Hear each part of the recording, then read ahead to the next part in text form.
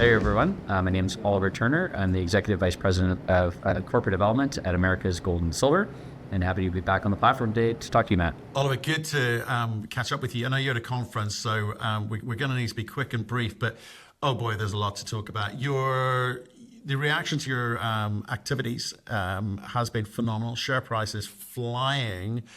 What are people buying into? What is it about this story they like most?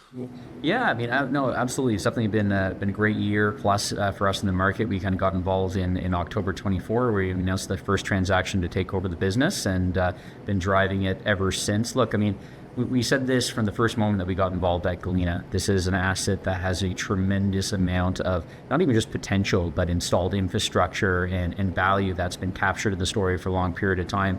We've gotten to work doing what we do best, which is fixing bottlenecks, understanding the challenges in the operation, how to fix them, and obviously working together with our team across both assets to scale production back up. I mean, one of the things I've mentioned on this platform multiple times is Galena itself produced 5 million ounces in 2002 and our objective is to get it back to that level. Obviously, we'll talk about some of the production levels last year, which we're extremely proud about, but just driving the operations to get back to historic highs and then beyond. And then down at Cosalá, our team has just executed superbly and rounded off the year with just something we're incredibly proud of as well. So delivering operationally, you remember that at Corora, what we said, we just got to execute on what we say we're going to do and deliver.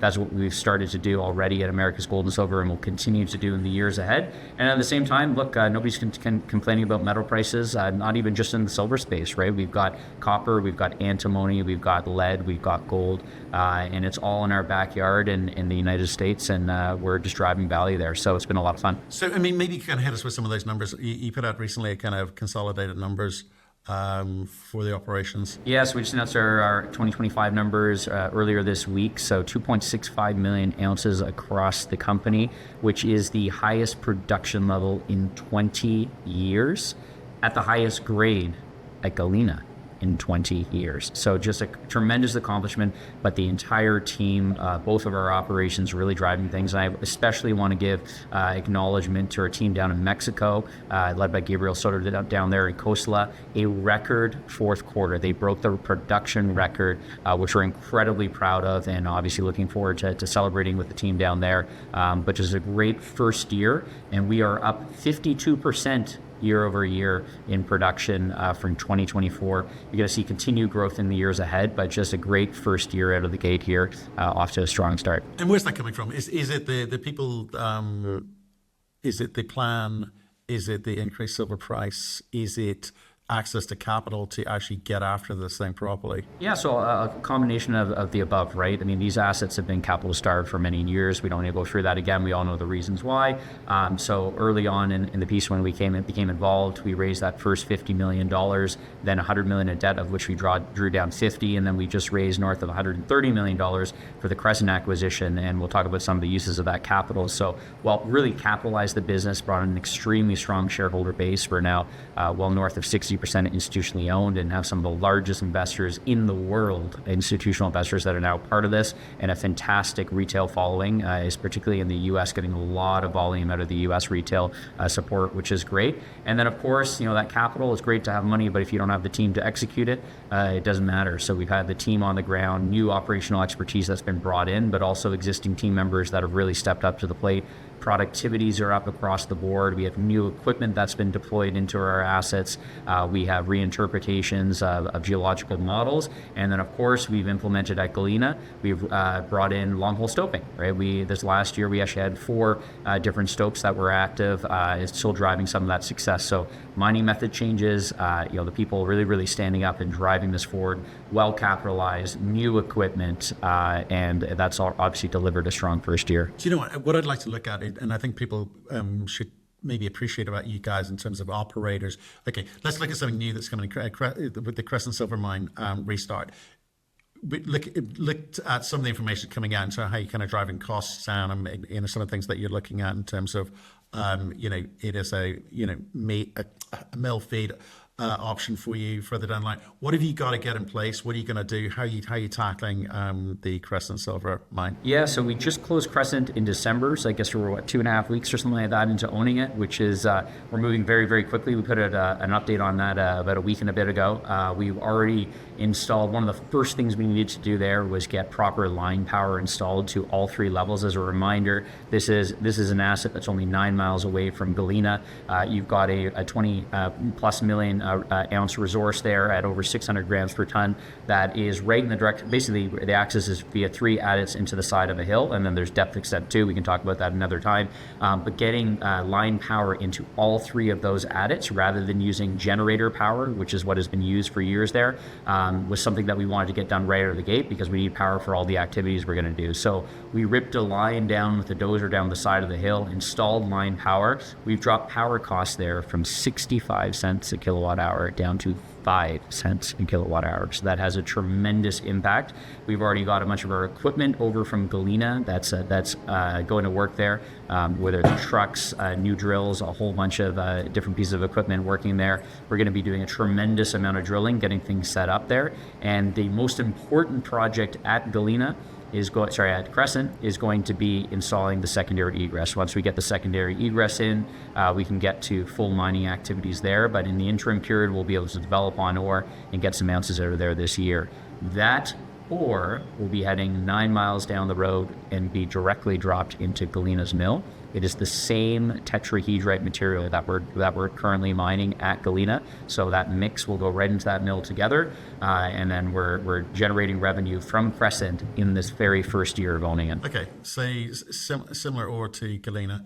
How do you measure the change from restart phase into nameplate, as it were, in terms of capital intensity per ton or whatever metrics that you use? I mean, can you talk about how you kind of challenge the team? Yeah, so look, we're going to be putting somewhere between $20 and $25 million into Crescent this year. The vast majority of that's going to be in development. We're going to be putting in drop raises between all 3 levels. Historically, the way that mine was envisioned and the way that's envisioned in the 2015 PA, which is a great place to start. Obviously, we are reinterpreting their approach to this, and just like we did just over a year at Galena, we're going to be applying our own methods to mining this thing. But one of the first things we've talked about is putting in these drop raises. We're going to be using gravity as our friend here. Rather than trucking ore from the top adit all the way down the side of the hill on a switchback road, we're going to be putting drop raises. So when you mine a ton there, you drop it down to the next level, then you drop it down to the next level, and you take it right out of that bottom adit called the Hooper adit at the bottom there. So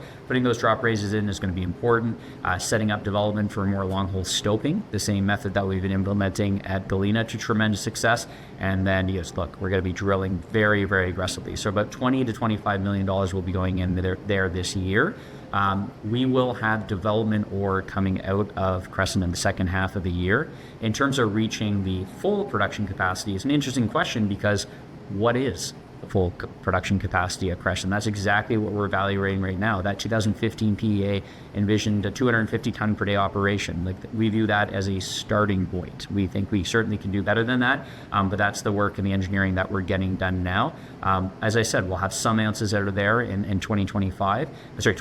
We're in 2026 now, of course, and then we'll be ramping up in 2027, 2028. But give us more than 2.5 weeks to wrap our minds around it and get some work done there. It took us a few months at Galena to really drive things forward, and we'll be applying the same methodology there at Crescent. Okay, but the takeaway there is you're not viewing this as a kind of satellite asset. This is going to be a durable second engine for you. It's anything. Right. I mean, it's going to be part of the Galena complex. You are literally 6 miles down the road, 9 miles driving. So 9 miles, it is going to be going to the same mill. And one of the things I said on the platform before, you look at the entire Silver Valley, look up from Bunker Hill in the west all the way over to Lucky Friday in the east. It's 20 miles. All of these, there's been mining going on there since the 1800s, right? All of these operations underground, a lot of them are connected underground. We're all mining different areas of the exact same system. So this is absolutely part of the complex. Remember, the Galena complex is core, Galena, Caladay, all bundled into one, all connected underground with multiple shafts coming up. Crescent will absolutely be part of that complex, and was certainly not a standalone asset with its own team. We're going to be sharing personnel, equipment, G&A, everything across both those sites, which are neighbors. Okay, I'm just conscious, I can hear the coffee cups rattling already. Yeah, You're at a conference, so we're going to keep this short today, but hopefully we'll see you quite soon. You've raised a lot of money, you're generating money, you're building up momentum in terms of, big capital is eyeballing you for sure. Exploration, you've got the money to do it. How are you going to get after it this year? Yeah, look, we are going to be more aggressive with the drill bit this year than I think this company has ever been. We're targeting somewhere in the range of 15 to 20 drills across our asset base. So there's going to be no shortage of exploration results coming out here in the course of 2026. In fact, we just put out some results a couple days ago here on the 34 vein. If you take a step back, you remember it was about July this year, I believe, that we put out the initial 34 vein discovery. We drilled just over 3 meters, 3.4 meters of 983 grams per ton silver. Remember, Galena is already the third highest grade operating silver mine in the world at just under 500 grams per ton. That is double the grade we're currently mining, and it's triple the minimum mining width that we have, even with long hole. Now, we originally set out a conceptual target there, somewhere around 1.5 to 2 million ounces. Just 2 days ago, we announced that there are eight new splays coming off of that vein with some tremendous results. Look, multi-kilogram hits. We had 4.5 kilograms over half a meter, right? You dilute that 2x into our minimum mining width, that is still well north of a 2 kilogram intercept. We've got 4% antimony grades in there. We've got 5% copper grades in there, just phenomenal grades. So we announced a whole new series of drilling results there. That conceptual target, you do the math on it, you're going to be somewhere north of 6 to 7 million ounces in a single vein system alone, right? Like, again, Galena has been capital starved for all the reasons we know. It is no longer capital starved, and that's both from capital that we've raised over the course of this last year, but most importantly, look, $90 silver. There's a lot of companies that are going to be reporting some pretty incredible results here from operations, and $90 silver allows you to do a lot of different things for sure, and we're going to be putting a lot of dollars into drilling and adding value that way. I talked about Galena. Crescent, we're going to be aggressive with the drill bit there. Exact same strategy we have at Galena. And let's not forget Costa. Look, at Costa, there have been 5 outcrops drilled there. That's resulted in 5 different mines. There are 7 other outcropping targets at Costa that we've been unable to drill, and we are going to be drilling those areas, outcropping right at surface, some phenomenal grab samples. So the future at Costa is extremely bright, and one thing I will mention there, we're fully into EC 120 there. We declared commercial production at EC 120 on January 1st of this year, just over 2 weeks ago. Team is doing an exceptional job, but there's a lot of mine life left at Costa in these other areas we're going to explore, and in EC 120 as well. So drilling across the assets is going to be a priority while we continue to grow production at this company. Right, okay. Wrapping up, I don't think we could have a conversation about the company without talking about the antimony component in here. How do you view that in a market where silver is kind of flying at the moment? Antimony as a byproduct revenue, how far is that from the top of the agenda? Look, it's first and foremost, we are a silver-focused miner, right? And last year, we had 87% of our revenue, second only to Idaho Gold and Silver last year. All those revenue mixes will shift a little bit this year with metal prices moving around, but we have one of the highest exposures to silver in the investable world. Let's call it that. If you want silver exposure, this is a name we have to own. And I think investors are starting to realize that. So we will remain focused on silver, but we have a tremendous advantage at Galena. This tetrahedrite ore that we mine at Galena, which is where the higher grade silver is. So their strategy is more silver tons, higher grade silver, right? Equals more production. So as we ramp into more tetrahedrite ore where the higher grade silver is, and all those drilling results I talked about in the 34 vein with silver, copper, antimony intercepts, that's tetrahedrite ore. What comes for free when you mine a ton of tetrahedrite is we're mining for the silver, we're silver focused. For free comes copper, next to it comes antimony. So we are spending no additional cost to bring more copper and more antimony up out of this mine. We are crushing, grinding, floating, concentrating, and shipping all of that material. Now, I'm glad we're talking now in January 2026, because as of Jan 1, 2026, that contract that we renegotiated mid last year is now in place. We are now getting paid for antimony, paid for copper, as well as lead, silver, and gold. So all of our byproducts we're getting paid for.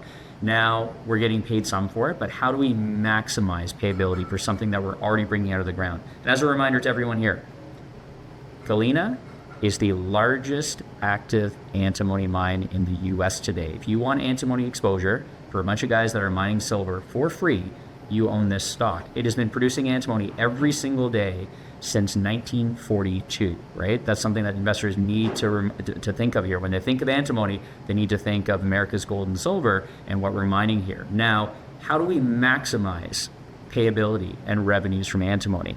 Again, we're not spending any dollars to mine this out of the ground. It's all going to mine that silver. How do we maximize it? We are in discussions with multiple groups here, but there's lots of groups in Idaho as well. There's Sunshine, there's Perpetua, there's other groups here. We all know that antimony is a top priority for this administration in the U.S., and we want to be part of that solution. So how do we maximize payabilities? Is there going to be construction of a new facility? Are we talking about other things happening on there? There's lots of options at the table, and that's why we announced that lobbying group that we are working with, Lot 16. We've had multiple trips to Washington here. We've been heavily engaged with the U.S. government as well. So more to come on that. It's quite an exciting space. And for you as an investor, you buy a share of America's Gold and Silver. You have some of the highest leverage to the third highest grade silver mine in the world. For free, you're getting copper. You're getting the largest active antimony mine in the world. And now you've got a company that's going to drill nonstop over the course of the year across all of our asset base with a team that knows how to scale mines, and we've done it multiple times before. I think it's a pretty good investment proposition. Oliver, I'll let you go. Great year, great summary. Thank you for that. I'll catch up maybe with you and Paul in a few weeks' time and get into a bit more detail. But as a high-level investment, it's hard to beat. Great, thank you.